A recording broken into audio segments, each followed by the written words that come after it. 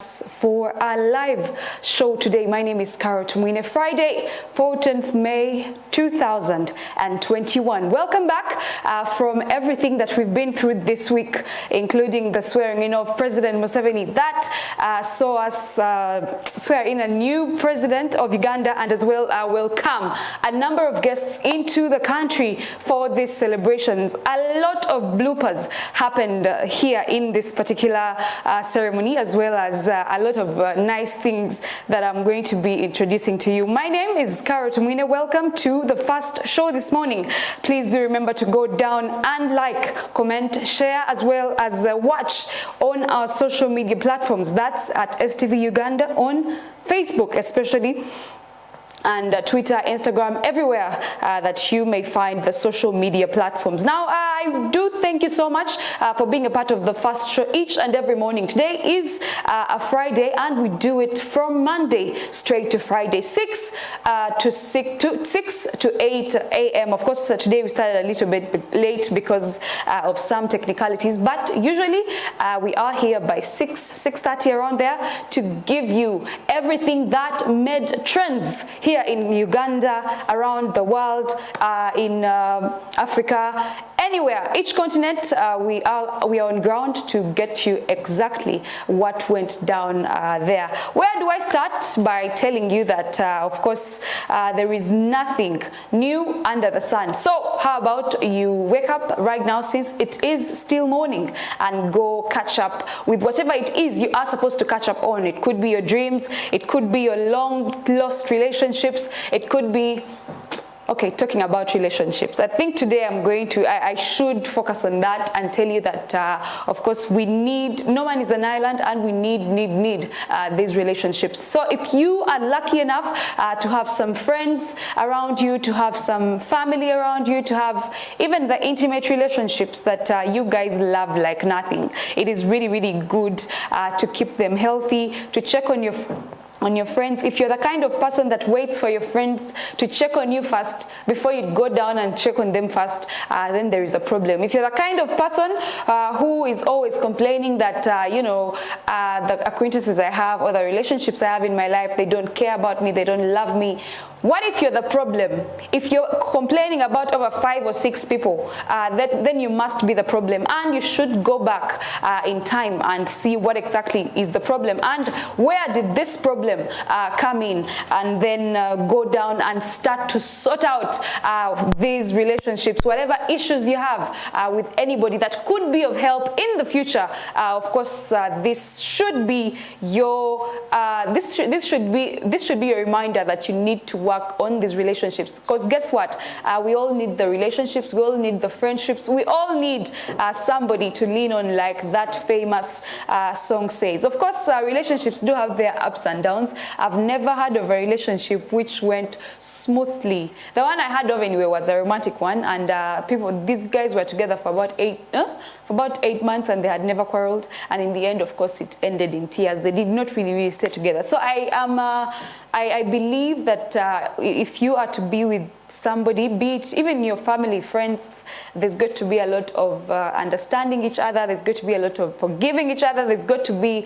a lot of all these things that you know. And how about, what better way to start the morning than to tell you that relationships are one of the most important things you need in life, because remember, your network is your net worth. So ozito wakiro meka kumubya sente chigenda labi mu mikwano jokola, because of course, even if you are very, very rich, you will never ever be an island. Please, this audio is distracting me. Please kind of help me with it. Yeah, so I would love to, of course, continue by telling you that even when you made mistakes in the past to people that you think are very, very valuable to your life, I would love to encourage you so much to make sure that you go apologize if you're the one in wrong, or if you don't apologize, then go ahead and ask the person, why don't you apologize to me? You know you hurt me in this way and this way, so please kind of come to me and apologize to me. Ask them to apologize to you. I don't know if that even makes sense, because I'm thinking, okay, if somebody came to me and asked me to apologize to them, I would be thinking, that was not in my plan, and therefore I might not be able to come out and apologize to you. But if you can, I was just joking, if you can and you feel like you need this person in your life, make sure that you go down there and apologize to them. Apologies mean a lot, but not sorry. So not every time you make a mistake that we're going to come here and forgive you.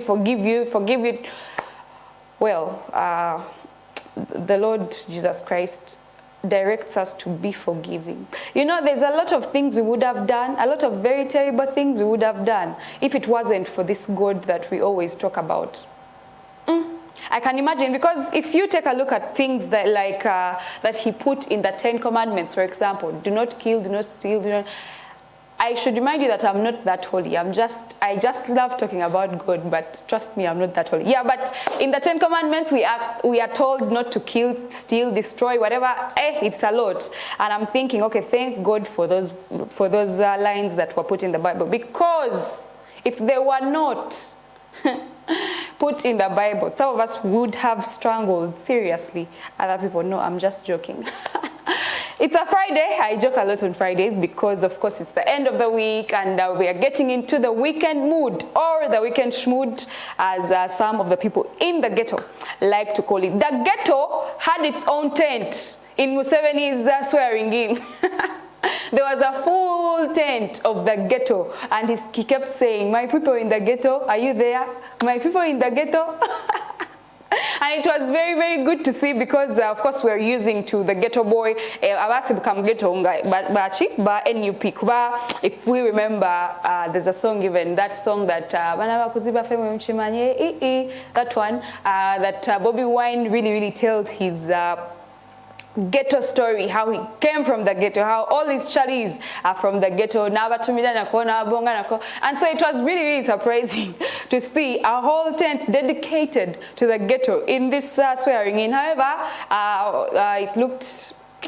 Okay, I'll get to that story, but there's a number of things that made headlines that day. The first one that I would even like to look at before I even finish the encouragement segment of it. Man, I'm so terrible at encouragement, but you guys are going to bear with me, because it's part of the script, or not of the script, but it's part of our concept. So I'm going to have to learn how to do it, because we learn these things. No one is born perfect. One, no one is born like you know everything, or you're perfect at this and that. We all get to learn. We all get to make mistakes. We all get to listen to our leaders.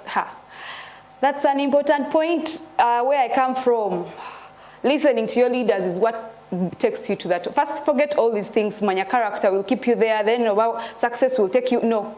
Listening to your leaders will solve it all. Because, sorry, excuse me.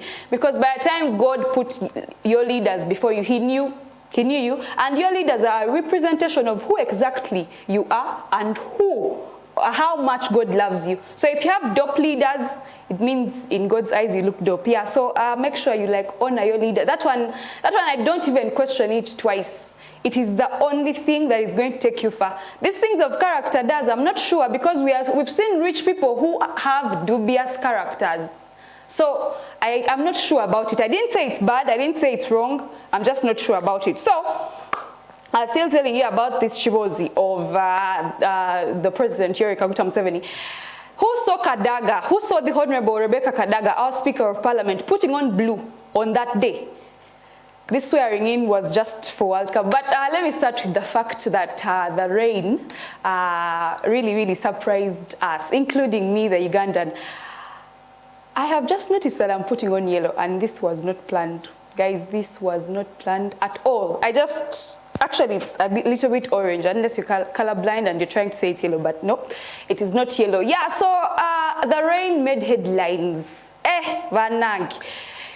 You guys remember that a week prior, actually about a week and a half prior to the swearing in, there was a lot of rain. Like, it would rain the whole day. It would literally rain the whole day. People went and washed their jumpers that they had forgotten long ago, because it was becoming monotonous for it to rain the whole day. And of course, people had memes came out memes were not even related to the swearing in, yeah? They were just coming out and saying, the wet season has come in early, it's cold, the weather is cold, if you have a boyfriend, call them up, and stuff like that, that Ugandans love to, you know, make big deals of. So, on the eve of the swearing in, yeah, everyone noticed that it rained terribly. It rained terribly. That was the maximum, as in everyone was like, like this rain has to cease. So the next day, of course, we were advising, if you're going for swearing in, carry your jumper, carry your sweater. I'm sure that day of swearing in, if you went out, because it was a public holiday, but if you stepped out of your house, maybe to work and you're an essential worker and stuff like that, I'm sure you carried your jumper. But guess what? It shone. That's British English. It shined. That's American English. Bananki. Omsana gwayaka. That is Uganda. Omshana kaka.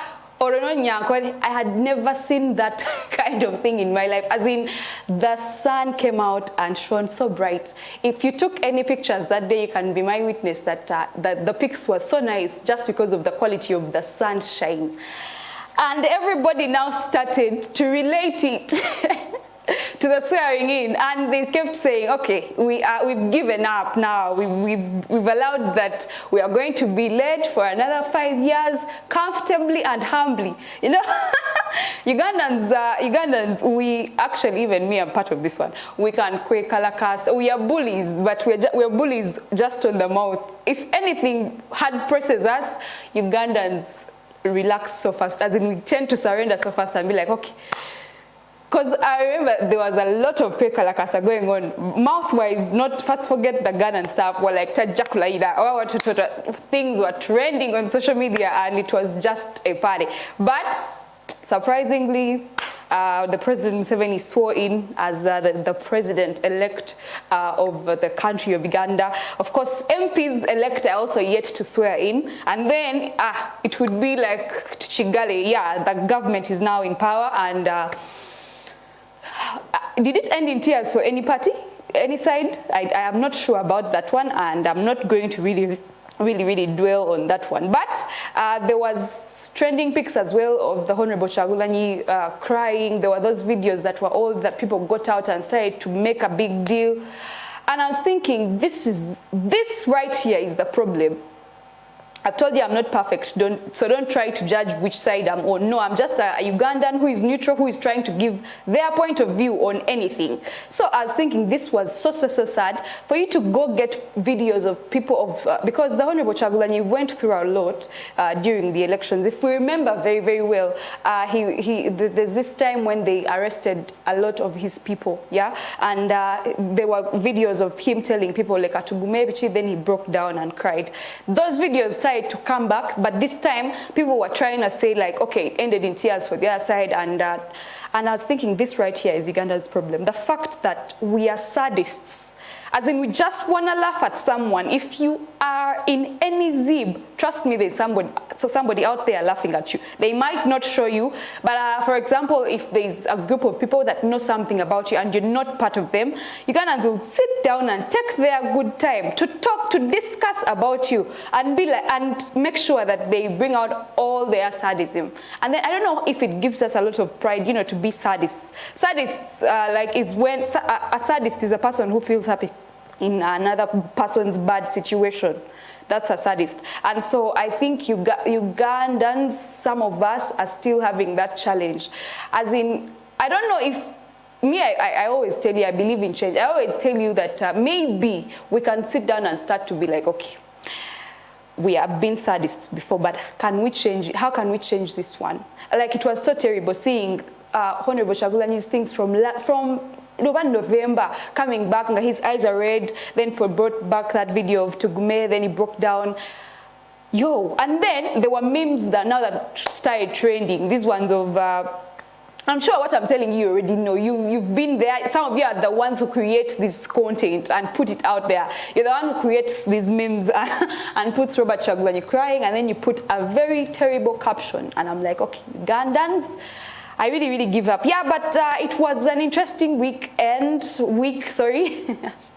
I'm a fan of weekend. It was a very interesting week, and the swearing in ceremony was amazing, because we saw the 4,000 invited guests arrive in early, and we saw the President of Uganda arrive, of course, in time for his swearing in. He first made rounds around the battalions that were trying to create, to march around and show the glory of the forces that we have in Uganda. Now, the interesting part was there were acrobatics from our forces, and I was thinking, hey, even these guys also train on how to, you know, I didn't understand those things. Were they parachutes? There were those things that were moving down, like, and Afande would hold one of them and then kind of like swing up to down.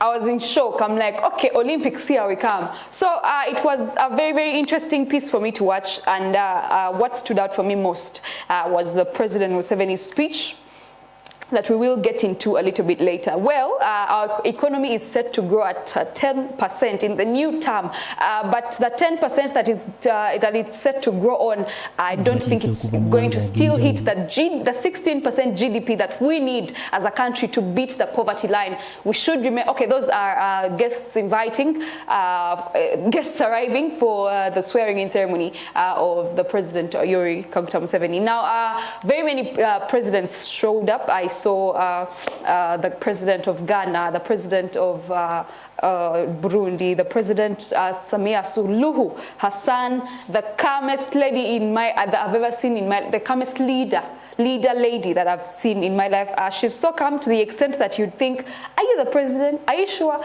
Because in Uganda, I've told you, we are used to people who shout a lot. Take a look at the political grounds right now. The people the women that lead in this political ground, all of them are loud. All of them are loud, and they're loud in a very nice way, because if they are put on the show together, on shows, political shows, to discuss and start politicking, their true colors will shine bright like a diamond. And of course, we do thank God for them. We do thank God for the gift of the leadership that we have here in Uganda. Of course, we saw delegates from all over the world, because there are presidents who couldn't make it. But as you saw, the president first even had a French interpreter, showing that even France was, well, Francophone countries, because Uganda is Anglophone. So Francophone countries, the countries that speak French, were well represented, to show you that President Museveni had an interpreter. But he later told his interpreter and said, okay, I think you can sit down, because everybody has a printed speech. Even the Francophone countries have printed speeches. And so you can, I don't need your interpretation. I don't know why that was, I don't know why Museveni would do that. That's him right there, making rounds in the forces, the different forces that we have in the country. Of course, he did a great job. He always comes, he always arrives and does that round, because I think he's a general, and so it just comes naturally to him. Religious leaders, like you're seeing, were in attendance, and the Electoral Commission had the opportunity or the privilege to swear in the President of Uganda. Wait. Is it the Electoral Commission that had the privilege to swear in, or is it Yoweri Kaguta Museveni who had the privilege to be sworn in by the Independent Electoral Commission? Is the Electoral Commission independent? We asked this early in January, and your answers were that you don't think so, most of you. Others were like, it can improve, so why not? That's YK Museveni giving his speech, clad in a yellow tie, a white shirt, a black suit. And as usual, he had his cape earlier on. The mother to the nation, Janet Museveni, was in attendance as well, clad in black and white as well. And they walked together. At some point, they were holding each other arm in hand, yeah? So Janet placed her hand on Museveni's arm, and they moved like a couple. Now, it's rare, because here in Uganda, after 5 years of a couple getting married, and you meet them in a car driving in traffic jam, how you know that it's a couple is that the wife will be facing the opposite direction, and the husband will also just be focused on driving.